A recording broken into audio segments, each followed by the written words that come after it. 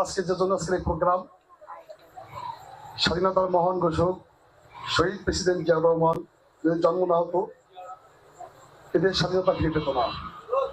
আমরা সেই মহান নেতার জন্য আজকের এই দোয়া আলোচনা মাহফিল আয়োজন করেছি। এই মহান নেতার ৪৪তম শাহাদাত বার্ষিকী। এই শাহাদাত বার্ষিকী দাঁড়িয়ে আমি দুই একটি কথা বলবো। এই মহান নেতা ১৯৭০ সালে বগুড়াতে বাগবাড়িতে জন্মগ্রহণ করেছিলেন এবং তার জীবন বিলাস কিভাবে হয়েছে চট্টগ্রামে আপনারা সেটা ভালো করেই জানেন। তার শাসনকাল ছিল ৪ বছরের।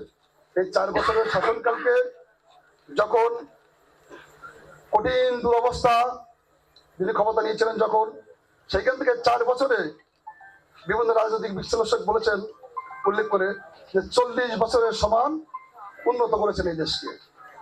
তো তাই নয়, বহুতন্ত্রে যখন বাকশাল প্রতিষ্ঠা হয়েছিল, শুধু স্বৈরাচার হাসিনা না, স্বৈরাচার মুজিবুরও ছিলেন।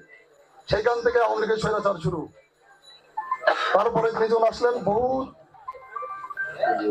দলীয় গণতন্ত্রের প্রবক্তা, এটাকে বলা হয় গণতন্ত্র বাংলাদেশে। তিনি নেতা কর্মীরা প্রকাশ্যে আন্দোলন সংগ্রাম করেছে, প্রকাশ্যে করেছে না সবাই?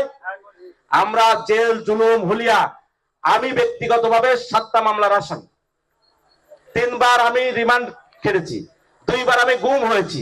আমার অপরাধ কি ছিল? আমার অপরাধ আমি বিএনপি করি নাকি?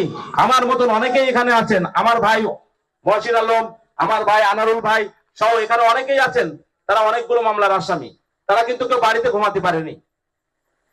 5 তারিখ পরেও আমরা কিন্তু এখনো যুদ্ধের মধ্যে আছি। এক পক্ষ চাচ্ছে নির্বাচন হবে না, এদের সেইভাবে চলবে। শাসন নিয়ে আগামী দিন সরকার গঠন করব।